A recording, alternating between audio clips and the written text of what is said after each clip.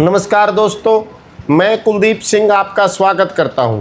आज हम मौजूद हैं नई दिल्ली में। जैसा कि पूरी दुनिया में प्रचार है, आप भी जानते हैं कि जंतर मंतर पर सैकड़ों हजारों लाखों विद्यार्थियों की भीड़ जुटी हुई है।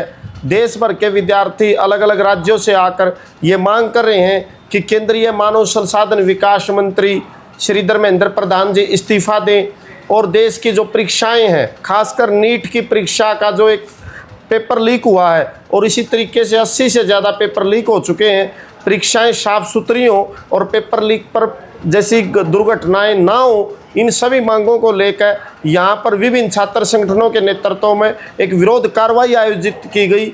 आज की इस विरोध कार्रवाई में क्या हुआ, इस विषय पर बातचीत करेंगे। हमारे बीच मौजूद है विद्यार्थियों के नेता, students federation of India SFI की दिल्ली राज्य कमेटी के अध्यक्ष सूरज जी हैं। अभी उनसे बातचीत करेंगे कि आज के दिन क्या क्या घटनाक्रम हुआ। नमस्कार सर। नमस्ते जी। आपका चैनल पर स्वागत है सर। तो सूरज जी, आज क्या हुआ जंतर मंतर पर जब आपकी जो कॉल थी कि आज हम पार्लियामेंट की तरफ अपना प्रार्थना पत्र, अपना मांग पत्र, ज्ञापन देने जाएंगे, तो वहाँ पर क्या हुआ आज पार्लियामेंट पथ पर? जैसे हम अभी सीधा जंतर मंतर से आ रहा है, तो पिछले जैसे आपने भी कवर किया है पिछले रिपोर्ट्स में, 1 महीने से वहाँ हम सब सारे स्टूडेंट ऑर्गेनाइजेशंस, ये जो CJP पार्टी के मेंबर्स सारे एक सिट इन प्रोटेस्ट में रहा है।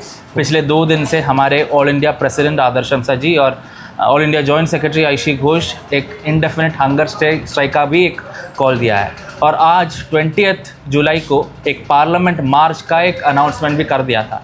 और पिछले कुछ दिनों से जब से ये पार्लियामेंट मार्च का अनाउंसमेंट आ गया था, हम अब सबने देखा है कि कैसे पुलिस ने ये सब प्रोटेस्ट को ख़त्म करने का कोशिश किया है।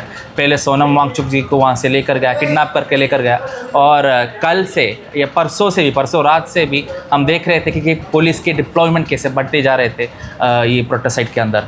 और आज सुबह जब से ये सांसद चलो का ये पार्लियामेंट मार्च शुरू हुआ, ये जो एक बड़ा लाठी चार्ज और टीयर गैस का इस्तेमाल स्टूडेंट्स के ऊपर दिल्ली पुलिस आज बहुत भयानक लाठी चार्ज हुआ है। बहुत भयानक लाठी चार्ज और टीयर गैस का भी उपयोग भयानक तरीके से सारे स्टूडेंट्स के ऊपर चलाया गया है। और उसके बाद कई सारे स्टूडेंट्स को चोट लगा है। उसके बाद हमारे SFI के गुजरात स्टेट सेक्रेटरी सत्य शाह, जो सरपंच भी है वहाँ से, उनको भी चोट लगा है और वो RML में एडमिट है। और SFI गुजरात का एक दूसरा सदस्य, उनके सिर पर भी एक लाठीचार्ज की वजह से उनको भी RML में एडमिट किया है। और कई सारे साथियों को पुलिस ने अरेस्ट करके भी लेकर गए, जैसे गोपिका JNU स्टूडेंट यूनियन के वाइस प्रेसिडेंट गोपिका को पुलिस अरेस्ट किया है। शरण्या, सकी, यशिता जो SFI दिल्ली के सदस्य है, उनको भी अरेस्ट कर पुलिस लेकर गया है वहाँ से। और जैसे SFI का एक क्रांति कॉर्नर था जहाँ हम सब ये ऊशी और आदर्श हंगर स्ट्राइक के लिए बैठे थे, और जैसे पूरे जो स्टेज था सब कुछ आकर पुलिस ने फाड़ा तोड़ा और लोगों के ऊपर लाठी चलाया। और ये सब चलते हुए अभी ख़त्म हुआ। हम वहाँ से सीधा आया है इधर आपके सामने, और यही है आज का कहानी। आज आपने जाना कि कितनी बर्बर तरीके से पुलिस का भयानक लाठीचार्ज हुआ है। आज हमारी केंद्र सरकार विद्यार्थियों से बातचीत नहीं करना चाहती, उनके प्रतिनिधियों को बुलाकर उनकी समस्याएं नहीं जानना चाहती। आज आदरणीय श्री नरेंद्र मोदी की गवर्नमेंट विद्यार्थियों से लाठी की भाषा में बात कर रही है। ये एक लोकतंत्र की भाषा नहीं हो सकती। हम आपके बीच में निरंतर अपडेट देते रहेंगे। कितनी भयानक तरीके से यहाँ विद्यार्थियों को चोटें मारी गई हैं। हॉस्पिटल्स में बहुत से विद्यार्थी हैं, वहाँ छात्र संगठनों के जो कॉर्नर स्थापित किए उनको उखाड़ दिया गया है।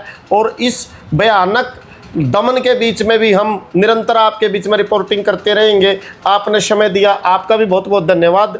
और दर्शकों से भी अनुरोध है कि वो अपने घरों से बाहर निकलें और इन विद्यार्थियों का संघर्ष में आगे आएं और चैनल पर कमेंट सेक्शन में जाकर अपनी प्रतिक्रिया जरूर दें। बहुत बहुत शुक्रिया।